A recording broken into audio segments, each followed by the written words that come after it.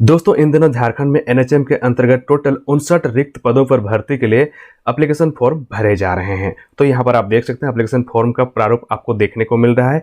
यहाँ पर सीधा सीधा लिखा गया हस्तलिखित आवेदन स्वीकार नहीं किए जाएंगे, आवेदन प्रपत्र कंप्यूटरीकृत कर आवेदित करें। तो मैं आपको आगे बताने वाला हूँ कि किस तरह से आपको एप्लीकेशन फॉर्म को भरना है, क्योंकि अगर आप इस प्रोसेस को फॉलो नहीं करते हैं तो आपका एप्लीकेशन पहली बात तो एक्सेप्ट होगा ही नहीं, तो आप इसलिए भर्ती प्रक्रिया में भाग ले ही नहीं पाएंगे। तो आपको इस वीडियो को ध्यान से देखना है अंत तक, क्योंकि मैं आगे आपको बताने वाला हूं इस फॉर्म को आप किस तरह से भर सकते हैं। अभी हाल फिलहाल में मैंने आपको बताया था कि रांची सिविल कोड भर्ती के लिए किस तरह से फॉर्म को भरना है, उसी प्रकार इसके फॉर्म को भी भरने के लिए यहाँ पर कुछ रूल्स एंड रेगुलेशंस है, उसका फॉलो आपको करना ही होगा, नहीं तो फिर आपका एप्लीकेशन रिजेक्ट कर दिया जाएगा। चलिए मैं आपको बता देता हूँ कौन सी वैकेंसी के लिए ये एप्लीकेशन फॉर्म भरे जा रहे हैं। तो दोस्तों यहाँ पर आप देख सकते हैं एनएचएम के अंतर्गत लोहरदगा जिले के अंतर्गत ये वैकेंसी निकाली गई। इसके अंतर्गत टोटल 59 पद रखी गई है। अगर आप इस फॉर्म को भरना चाहते हैं तो आप यहाँ पर 25 जून 2026 से लेकर 24 जुलाई 2026 तक स्पीड पोस्ट या फिर निबंधित डाक के माध्यम से इस फॉर्म को आप भर सकते हैं। तो आपको मैं बता दूं यहाँ पर कुछ पोस्ट की जानकारी दी गई किस किस के अंतर्गत यहाँ पर है। तो यहाँ पर आप देख सकते हैं ये सारे पोस्ट यहाँ पर रखे गए हैं। इसकी डिटेल्स आपको इस नोटिफिकेशन में मिल जाएगा। इस नोटिफिकेशन डाउनलोड करने का लिंक मैं आपको वीडियो के डिस्क्रिप्शन बॉक्स में दे दूंगा, आप वहां पर जाकर इस नोटिफिकेशन को डाउनलोड कर सकते हैं, क्योंकि पोस्ट बहुत सारे हैं यहाँ पर।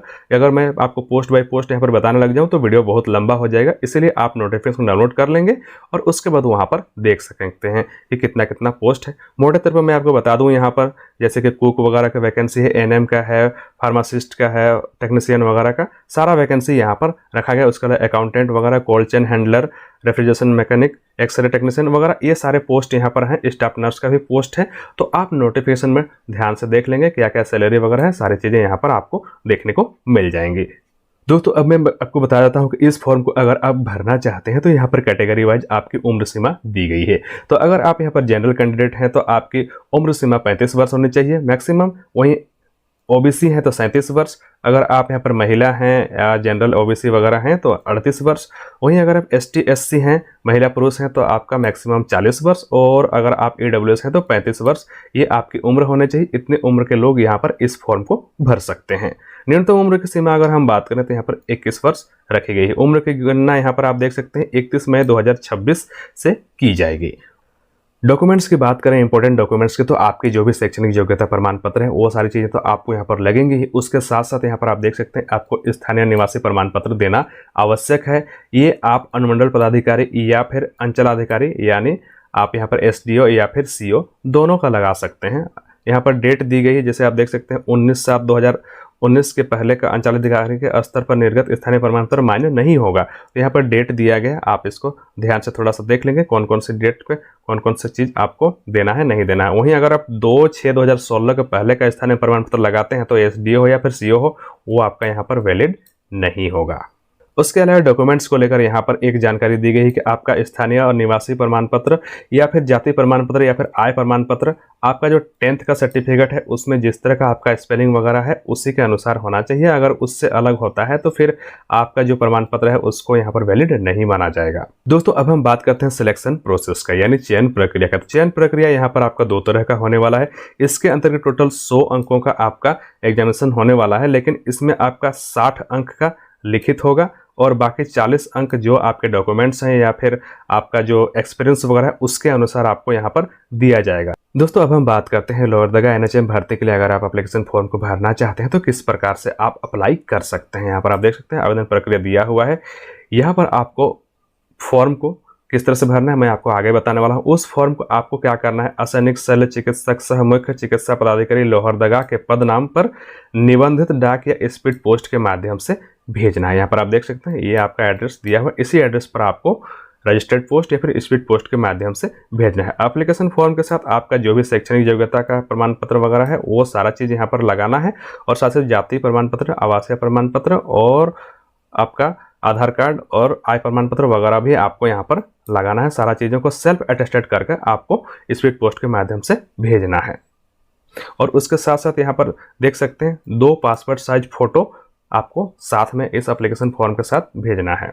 दोस्तों इस फॉर्म को भरने के लिए आपको एप्लीकेशन फी भी देना पड़ेगा। एप्लीकेशन फॉर्म आपको डिमांड ड्राफ्ट के माध्यम से देना होगा। अगर आप ओबीसी और ईडब्ल्यूएस हैं तो आपको 400 रुपये का डीडी बनवाना पड़ेगा। वहीं अगर आप ST SC हैं, अनुसूचित जाति या अनुसूचित जनजाति के हैं, तो आपको 200 रुपये का डिमांड ड्राफ्ट एप्लीकेशन फॉर्म के साथ देना होगा। Demand draft district health society Lohardaga के नाम पर भुगतान होगा। किसी भी बैंक से आप बना सकते हैं, लेकिन यहाँ पर आपको अगर आप ST SC हैं तो 200 रुपये और बाकी किसी और कैटेगरी के हैं तो आपको 400 रुपये का एप्लीकेशन फ़ी देना होगा।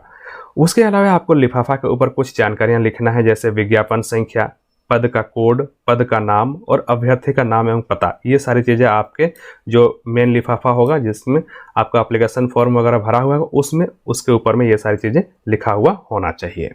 साथ ही साथ यहाँ पर और एक जानकारी दिया गया कि हाथों हाथ आपका एप्लीकेशन किसी भी हाल में स्वीकार नहीं किया जाएगा। अगर आपको इस फॉर्म को भरना है तो आपको स्पीड पोस्ट या फिर रजिस्टर्ड पोस्ट का ही सहारा लेना पड़ेगा। दोस्तों, अब मैं आपको बता देता हूं, अगर आप NHM भर्ती के इस एप्लीकेशन फॉर्म को भरना चाहते हैं तो किस प्रकार से भर सकते हैं। सबसे पहली बात तो आपको नोटिफिकेशन के साथ ये एप्लीकेशन फॉर्म का फॉर्मेट आपको मिल जाएगा। इस फॉर्म को आपको हाथ से नहीं भरना है। सबसे पहली बात यहाँ पर पहले ही लिखा गया है कि आवेदन प्रपत्र कंप्यूटरीकृत कर आवेदित करें, हस्तलिखित आवेदन स्वीकार नहीं किए जाएंगे। तो फिर कैसे किया जाएगा? तो आपको बता दूं कि इस फॉर्म को आपको इसी फॉर्मेट में टाइप कराना है। ठीक है, टाइप कराने के बाद आपको इस फॉर्म को भरना है। यहाँ पर आपको पेन पेंसिल से नहीं लिखना है। तो इस तरह से फॉर्मेट आपको किसी भी कैफ़े वगैरह में जाकर टाइप करा लेना है और सारा चीज़ों को यहाँ पर डिटेल्स जो भी होगा उसको यहाँ पर भरना है। यहाँ पर आपको एक फ़ोटो चिपकाना है जिसमें आपका सेल्फ अटेस्टेड होगा, यानी फ़ोटो के ऊपर आपको खुद से सिग्नेचर करना है, ना कि किसी ऑफिसर वगैरह से कराना है। क्योंकि अभी सिविल कोर्ट भर्ती के लिए मैंने एक वीडियो बनाया हुआ है, उसमें बहुत सारे लोगों का कमेंट आ रहा है कि किससे कराना है, किससे नहीं कराना है। तो यहाँ पर सीधा सीधा लिखा हुआ है कि फोटो में स्व अभिप्रमाणित, यानी खुद से आपको यहाँ पर सेल्फ अटेस्टेड करना है। चलिए मैं आपको बताता हूँ यहाँ पर क्या क्या चीज़ें आपको इस फॉर्म को भरने के लिए कराना है। सबसे पहले पद का नाम, यहाँ पर आपको उस पोस्ट का नाम टाइप कर देना है। पद का कोड, यहाँ पर एक कोड मिलेगा, उसको यहाँ पर टाइप कर देना है। आवेदक का नाम, यहाँ पर आपको अप्लीकेंट का नाम यानी आपका नाम आपको डाल देना है। लिंग मेल है फीमेल है, वो सारी चीज़ें आपको यहाँ पर देना है। पिता या पति का नाम, यहाँ पर आपको पिता या पति का नाम को डाल देना है। जन्म तिथि आपको यहाँ पर डाल देना है। श्रेणी अनारक्षित पिछड़ा वर्ग BC1, अत्यंत पिछड़ा वर्ग BC2, अनुसूचित जाति अनुसूचित जनजाति, आर्थिक रूप से कमजोर वर्ग। आप जो भी कैटेगरी के हैं यहाँ पर आपको उसको लिख देना है। जो भी कैटेगरी के हैं यहाँ पर आपको उसको लिख देना है और साथ ही साथ उसका आपको जाति प्रमाण पत्र भी यहाँ पर अटैच करना होगा। यहाँ आपको एक मोबाइल नंबर डाल देना है। उसके अलावा यहाँ पर आपको एक ईमेल ID देना है। यह आपका स्थायी पता आपको लिख देना है पिन कोड के साथ। पत्राचार का पता यहाँ पर वो भी आपको पत्राचार का पता जो होगा उसको यहाँ पर टाइप कराना है। शैक्षणिक योग्यता, यहाँ पर आपको शैक्षणिक योग्यता में पूछा जा रहा है मैट्रिक से शुरू करते हुए उच्चतम शैक्षणिक योग्यता का विवरण अंकित करें। तो सबसे पहले यहाँ पर आपको क्या करना है, यहाँ पर 10th का देना है, फिर इंटर का देना है।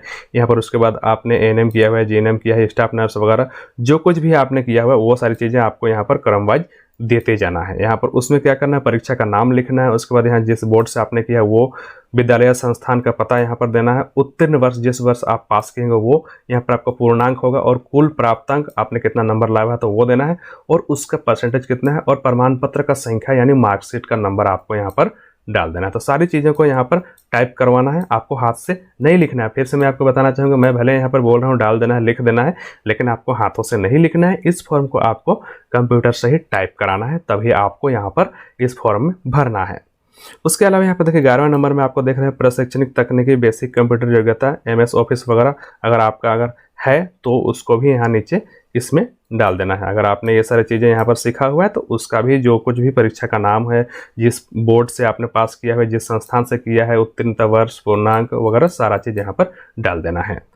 उसके अलावा यहाँ पर आप देख सकते हैं 12वें नंबर में Jharkhand paramedical council, Jharkhand state pharmacy council, Jharkhand nursing council, यानी अगर आप यहाँ पर इन तीनों संस्थान में से किसी में भी रजिस्टर्ड नहीं है तब तो आप इस फॉर्म को भर ही नहीं सकते हैं। आप जहाँ पर रजिस्टर्ड हैं आपको यहाँ पर परीक्षा का नाम देना है, संस्थान का नाम पता देना है, निबंधन संख्या देना है, निबंधन तिथि देना है, कब से कब तक वैध है मतलब कब से कब तक आपका वैलिड है, वो सारी चीज़ें आपको यहाँ पर एक एक करके डाल देना है। तो सबसे पहले मैं आपको बता दूं इन संस्थानों में से आपका रजिस्ट्रेशन होना चाहिए तभी आप इस फॉर्म को भर सकते हैं। अगर इनमें से किसी में भी आपका रजिस्ट्रेशन नहीं है तब आप इस फॉर्म को भरेंगे तो भी आपका फॉर्म रिजेक्ट हो जाएगा। उसके लिए 13 नंबर में यहाँ पर आप देख सकते हैं ड्राइविंग लाइसेंस का विवरण। आपको ड्राइविंग लाइसेंस का विवरण देना है, जारी करने वाले का कार्यालय का नाम, अनुज्ञप्ति संख्या, जारी करने की तिथि और कब से कब तक वैलिड है, वो सारी चीज़ें आपको यहाँ पर देना है। तो ये ड्राइवर पोस्ट के लिए है, सभी पोस्ट के लिए ड्राइविंग लाइसेंस आपको नहीं देना है। उसके अलावा यहाँ पर देखिए कार्य अनुभव, अगर आपके पास किसी भी तरह का यहाँ पर एक्सपीरियंस है तो आपको वो देना है, किस पद पर आपने काम किया है, कौन से संस्थान में किया है, कार्य क्षेत्र का नाम, अनुभव, कब से कब तक आप काम किए हैं, कितना दिन आपका टोटल कार्य अनुभव होता है, वो यहाँ पर आपको डाल देना है। झारखंड के स्थानीय निवासी हैं अथवा नहीं, आपको यहाँ पर हाँ या नहीं करना है। यदि हाँ तो स्थानीय प्रमाण पत्र का विवरण यहाँ पर आपको हाँ करना ही पड़ेगा, क्योंकि अगर आप नहीं करते हैं तो ये फॉर्म आपका रिजेक्ट हो जाएगा, क्योंकि झारखंड के बाहर के लोग इस फॉर्म को भर ही नहीं सकते हैं, पहली बात तो। उसके अलावा यहाँ पर आप देख सकते हैं आपका कौन सा पदाधिकारी से आपका जो स्थानीय प्रमाण पत्र है वो निर्गत किया गया है, उसका संख्या क्या है, निर्गत करने की तिथि यहाँ पर आपको डाल देना है, और उस प्रमाण पत्र को आपको इस एप्लीकेशन फॉर्म के साथ अटैच भी करना है। वही कैटेगरी की बात करें तो आपका यहाँ पर अनुसूचित जाति जनजाति किस कैटेगरी में आते हैं वो आपको यहाँ पर डाल देना है। अगर इसमें नहीं आते हैं तो फिर इसको छोड़ दीजिए। वहीं पर अगर आप ईडब्ल्यूएस में है तो आपको यहाँ पर वो डाल देना है, अगर ईडब्ल्यूएस में तो भी इसको छोड़ देना है। शारीरिक रूप से दिव्यांग, अगर आप दिव्यांग हैं तो यहाँ पर आपको देना है किस प्रकार का दिव्यांगता है, और साथ ही साथ उसका यहाँ पर सर्टिफिकेट भी आपको अटैच करना पड़ेगा। वही बात करें 19 नंबर में तो परीक्षा शुल्क की विवरणी, तो यहाँ पर आपका डीडी नंबर देना होगा, कब डीडी इशू किया गया है वो देना होगा, और उसके अलावा यहाँ पर कौन सा बैंक से वो जारी किया गया है वो सारी चीज़ें आपको यहाँ पर टाइप कर देना है।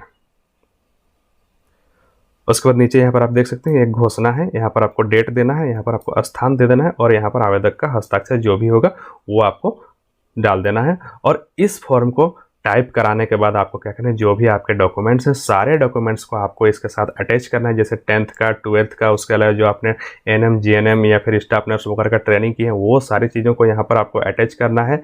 स्थानीय प्रमाण पत्र, जाति प्रमाण पत्र, आधार कार्ड वगैरह सारी जानकारियां आपको यहाँ पर देना है। उसके साथ ही साथ आपको क्या करना है, एक फ़ोटो तो यहाँ चिपकाना है और साथ में एक फ़ोटो और आपको यहाँ पर जो लिफाफा भेजेंगे उसके साथ में देना है। मैं आपको फिर से बताऊंगा यहाँ पर कि इस फॉर्म को आपको पेन पेंसिल से नहीं लिखना है, इसको आपको कंप्यूटर से सीधे टाइप कराना है, नहीं तो फिर आपका एप्लीकेशन फॉर्म रिजेक्ट हो जाएगा।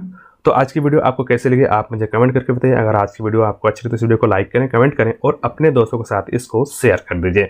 वही हमारा चैनल थोड़ा सा नया है तो इस चैनल को सब्सक्राइब करें और अपने दोस्तों को भी सब्सक्राइब करने के लिए कहें, क्योंकि आपके सपोर्ट की हमें ज़रूरत है। और हाँ, इस एप्लीकेशन फॉर्म को डाउनलोड करने का लिंक और इस नोटिफिकेशन डाउनलोड करने का लिंक आपको वीडियो के डिस्क्रिप्शन बॉक्स में मिल जाएगा। आप वहाँ से जाकर इसके नोटिफिकेशन को और इस एप्लीकेशन फॉर्म के फॉर्मेट को भी डाउनलोड कर सकते हैं।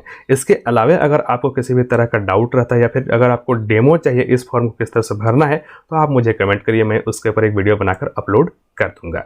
तो दोस्तों आज की वीडियो में यहीं तक। अगर आपको ये वीडियो अच्छी लगे तो वीडियो को लाइक करें, कमेंट करें और अपने दोस्तों के साथ इसको शेयर करें। मिलते हैं बहुत जल्दी एक नए वीडियो और नई जानकारी के साथ, तब तक के लिए नमस्कार।